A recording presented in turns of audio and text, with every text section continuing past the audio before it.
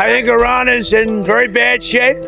We had a meeting that lasted 21 hours. We understand the situation better than anybody, and Iran's in very bad shape. বিশ্ব রাজনীতির দাবার বোর্ডে নতুন চাল, একদিকে আমেরিকার গর্জন, অন্যদিকে ইরানের কৌশলী অবস্থান। ডোনাল্ড ট্রাম্পের সাঁড়াশি অভিযানের মুখে ইরান কি তবে কোণঠাসা, নাকি রাশিয়ার হাত ধরে কাস্পিয়ান সাগরের বুক চিরে লুকিয়ে রাখা হয়েছে কোনো গোপন সুড়ঙ্গ? আজ দেখাবো ট্রাম্পের ইরান অবরোধের সেই রহস্যময় ব্যাকডোর বা পেছনের দরজার রোমহর্ষক কাহিনী। হোয়াইট হাউসের ওভাল অফিস থেকে আসা এক বার্তায় কেঁপে উঠেছে মধ্যপ্রাচ্য। মার্কিন প্রেসিডেন্ট ডোনাল্ড ট্রাম্পের স্পষ্ট হুঁশিয়ারি, ইরানের কোনো জাহাজ যদি অবরোধ সীমানার কাছে আসে তবে সেগুলোকে নিশ্চিহ্ন করে দেয়া হবে। ঠিক যেভাবে মাঝ সমুদ্রে মাদক পাচারকারীদের গুড়িয়ে দেয়া হয়, ইরানের ক্ষেত্রেও সেই কিলিং সিস্টেম ব্যবহারের হুমকি দিয়েছেন তিনি। মার্কিন নৌবাহিনীর রণতরীগুলো এখন ঈগলের মতো নজর রাখছে পারস্য উপসাগর এবং হরমুজ প্রণালীতে। লক্ষ্য একটাই, ইরানের তেল রপ্তানি বন্ধ করা এবং দেশটির অর্থনীতির চাকা অচল করে দেওয়া। বন্দর আব্বাস থেকে বুশেহের প্রতিটি বন্দরে এখন মার্কিন ড্রোন আর যুদ্ধজাহাজের ছায়া। কিন্তু সমর বিশেষজ্ঞরা বলছেন অন্য কথা।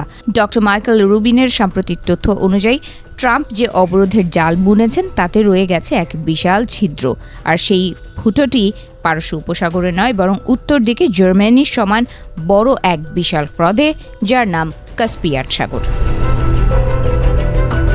কাস্পিয়ান সাগর কোনো সমুদ্র নয়, বিশ্বের বৃহত্তম লবণাক্ত হ্রদ এটি।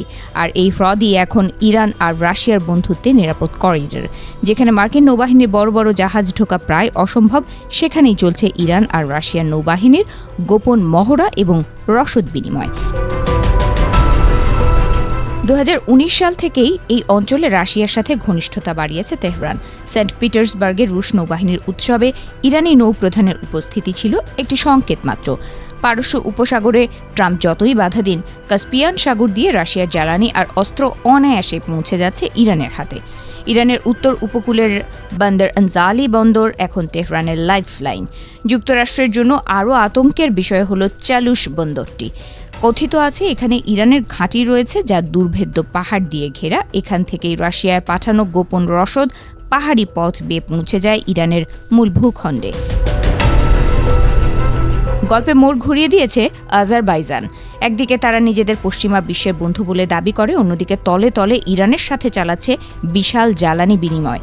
ট্রাম্পের এই অবরোধ সফল করতে হলে আজারবাইজানের এই দ্বিমুখী নীতি বন্ধ করা আমেরিকার জন্য এখন বড় চ্যালেঞ্জ।